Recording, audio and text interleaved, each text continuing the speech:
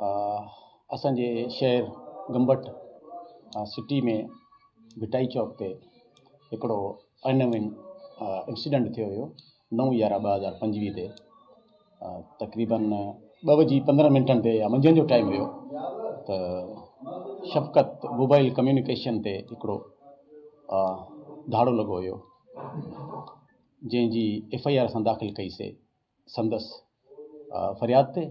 पोइ उनखां पोइ असां मुख़्तलिफ़ तरीक़नि सां पंहिंजे IT बेसिस ते उनखे एनालिसिस करण जे लाइ असां पंहिंजा हिकिड़ा टैक्टिक्स यूज़ कयासीं। नंबर खुली जेको साईंजन प्रोवाइड कई असांखे शफ़क़त मोबाइल कम्युनिकेशन जे जेको ओनर आहे शफ़क़त भाई, उन असांखे ॿुधायो त ही असांजो IMEIS नंबर आहिनि असांजा जेके तव्हां फुर थी विया आहिनि। त पोइ उन में असांजो हिकिड़ो नंबर खुलियो।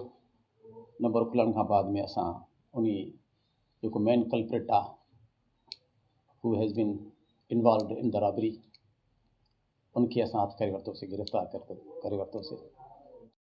Is a complainant of the Shafqat communication mobile communication वारनि जी।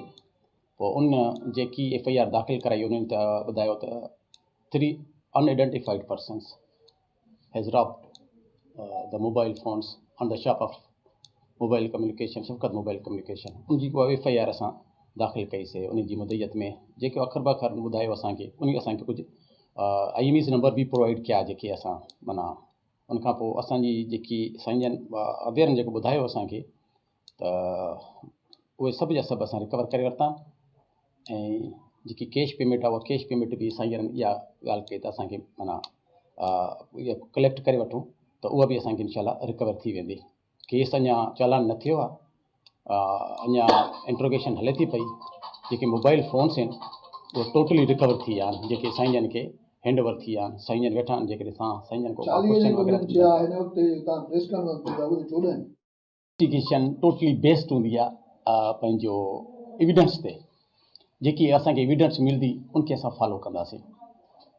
डे फर्स्ट ते साईंरा बि थोरा एंक्शियस हुया ऐं डे फर्स्ट ते असां बि उन शइ जो तयन न पिया करे सघूं त केतिरा मोबाइल्स आहिनि या छा आहे।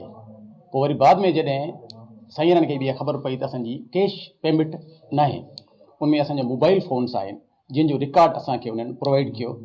उन रिकॉर्ड जे हिसाब सां असां उनखे ही सॼी रिकवरी हिन कल्प्रिट मां कराए ॾिनी आहे असां। That's all. Thank you so much. 497 में रिलीज़ करे आज़ादु करे छॾियोसीं असां।